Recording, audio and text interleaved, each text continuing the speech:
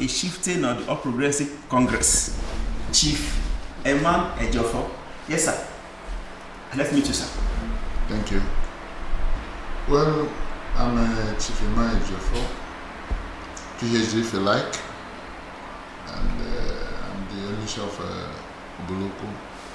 More so, I'm a very grassroots politician. Sir, I would want to know your history in politics. From what we can see, we observe that you have been in politics for a number of years. How far has it been? Well, politics, I was a civil servant, but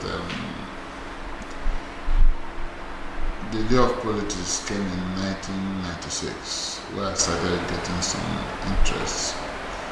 Until 1997, I resigned to contest for the governorship of the state under UNCP. And if not for the death of Abacha, I think it would have been a concluded edition. Also, and we started active participation in the formation of PDP, because I joined from National Summit to the G34, and all along I've been very, very active in Delta State politics, national politics. So it is, I know so many of our formations and what has been on since 1998. Now, sir, from what you said so far, that you have been involved in politics, but it's like you have not served in the government for this year. What? How? Why? Well, you know, one is politics to me is supposed to be service to the people. But what I've seen people doing, that except you have an appointment before you are recognized, to me, I don't think it's right. Because short of that, in 1999, I was approached in Abuja by late Chief Emma Ejiofor, former deputy governor, and Chief Ejiofor to come join the team of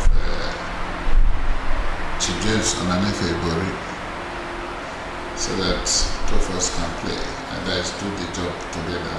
And I agreed. And when I agreed, the rest is history, because I brought the people that did the return of the primaries. And the mind I had then was that I was going to run with Chief Ejiofor and Ejiofor until after the primaries. Some forces felt that I was too young for them and they cannot continue. Even when the party had passed that I should run. I don't know what happened. They brought Benjamin there. I thought there could have been openings again, because when they came, the community that came from Abuja even approached me that this will not make me running mate. And I said it's not possible. Kamachikwe, to be precise, that they have done the investigation and discovered that this will not. I said there's one man and the city who happens to be from my place that they have discussed with him to return him as a candidate. And I asked her a question. If you return him as a candidate, what happens to me? He said you'll be father of government. I asked him, is father of government, is it in the constitution? that was when she now brought the result sheet and gave to me. That whatever I say, they will take. And that was how myself and Solomon Mulder returned to Johnson and everybody. Yeah, and I didn't get my expectations, because my expectations didn't come as but majorly that why I stayed, it was after a few days, Amori now told me that I have been nominated as an ambassador, as ambassadorial nominee. I said no, I'm going to remain here. The States. Because my intent was that at the end of Chief James Igore's tenure, I would have taken over. But you know, politics, nobody trusts anybody politically. It may not be his fault. The wires around him may be the problem, because Igore to me happens to be the most civilized diplomat of the state. A very broad-minded person, and I don't know how people. That's why he was able to raise all this self-imposed Hitlers and the rest of it. It's Igore that brought all of that, but I'm sure he has gotten some bite from what he did, you know. Because if I had gone the way we wanted, it would have been this way. You don't trust nobody there. Even when we were coming back the second time, the ESCO memos were flying all over all federal government agencies. The same people serving him were the ones flying the memos. So I just put a simple advice: since they are coming back, get them back, so that they will be able to defend those papers that were flying. I think he listened. So I think if we had started the way with Igore, we shouldn't be here. We shouldn't be here. But this day that this one will move, want a new law. This one will move, you want a new law. You understand? And it affects development. Sustainable leadership leads to sustainable development. But when you have bridges, it's a problem. So, well, that was how I decided to serve in any capacity as at that time. After that, I said no. Okay, sir. Now, from then till now, that is from 1999 till now, how do you rate development in the States? If you rate it with what comes in to the state, you give it 40%. Yes. Because there's, like I said, no sustenance of progressive development. You bring in this program, another one, bring another one. But issue of padding is a big problem too. Padding of budgets to the end, because when you become an emperor, if you become an emperor, it is what will mark your project that it will be. So there's no sincerity in the project's execution. Wishy-washy projects. So if you go through the records, you see that most roads, just hold it.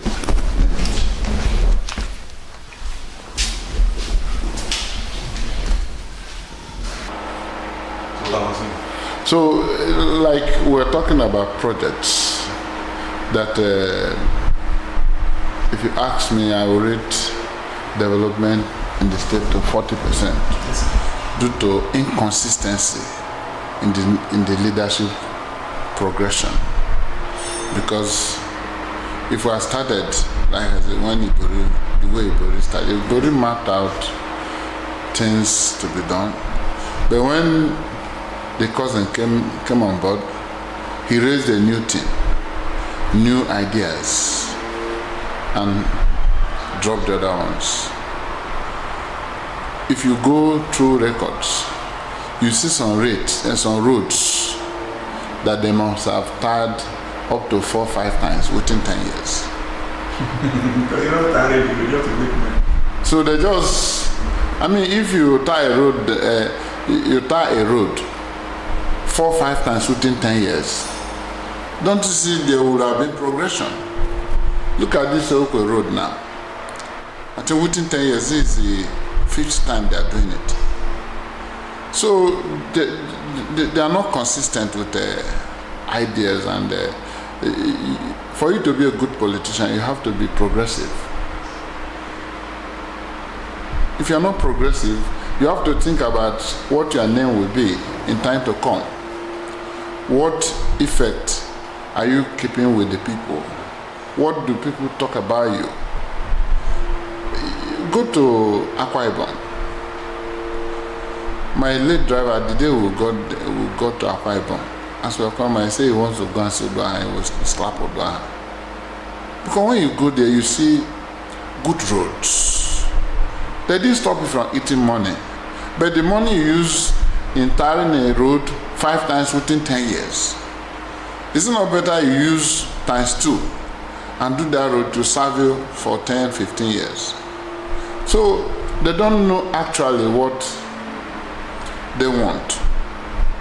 If they know what they want, last time, I said it last time when the governor will be going to inspect a project, he asked Hammer to, is it not prearranged something? It's something that has been arranged now. How did he know that he was going to check a job that is substandard to use a hammer and did this? You don't fool people like that. And these things are arranged. You understand? It pains me because to whom much is given, much is expected. Delta State deserve better, not what we have now. Now, okay, sir, let's go. You are from Delta North. Yeah. And we precisely. Now, you can see the politics in the region. How do you look at it with the defections and the alignment in Delta North?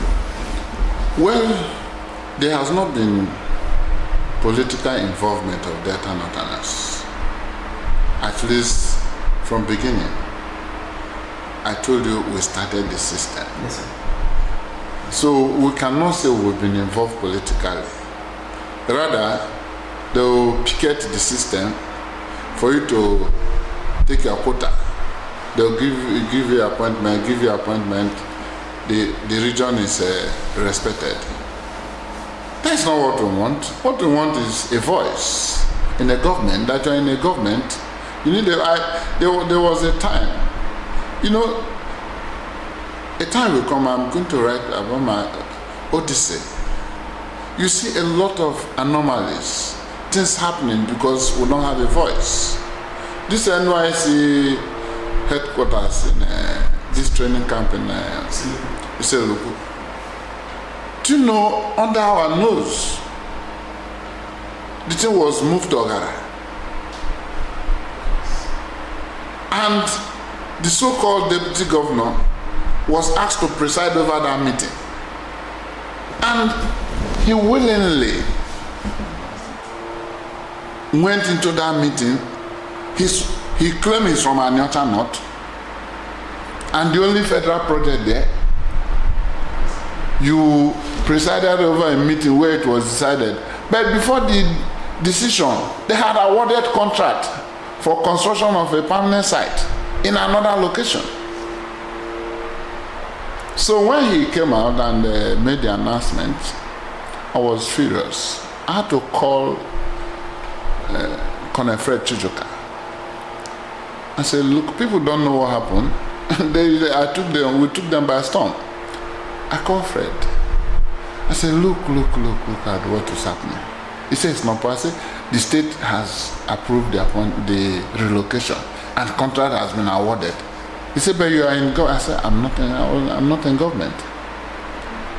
Because they will always take people that will do their bidding.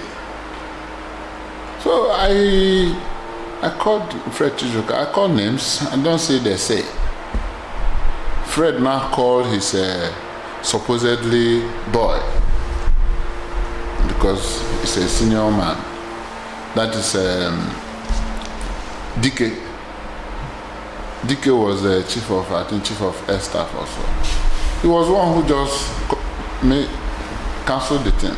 And that's why the thing is still there. If not that intervention, the thing would have been gone. You understand? So a lot of things. I've been in a place where road construction was approved for a community within the state. for 2.5 billion. And only for them to make 250 million for the entire Delta North. That was when they now started putting those wishy-washy roads in Obia. And you say they are tiring road. What is the fate of that road now? It has been regrassed or replaced so many times. But what I'm saying is that we have never participated actively in a government. So this time around, and that was why I left them for a long time. I'm just being encouraged by the guts of people like Ned Nwoko. If you watch closely, I've left them a long time. The one I came back was when Okoa was going for his governorship. Because firstly, it was Udohan that wanted Obo to come up. You understand? Yes. And it's okay. But I know it wasn't going to be possible. Because he doesn't have the guts. You can think, but do you have... And when Okoa, after that one, we just zip up according to people. But seeing the kind of representation Senator Ned Nwoko is having, it encouraged me that we will have a face in a government, we will participate in a governance. And that is why I came on board, not for anything. I'm not hungry, but my people should be able to get development to them, because time will come, our children will start asking questions. What happened? It was their time. We have 9 local governments to be. I mean, for Christ's sake, we have 9 local governments. Central has 8 local governments. South has 8 local governments. We have the state capital, and we cannot determine what happens. Where do you do that? And the irony of this matter is that it is not those people that are cheating us. It is our people. They just want to, our father, our daily bread. Forget about their people. As if you are not from a nation. So, right now, with people like Ned, I'm going to be actively involved in politics of talking about my people.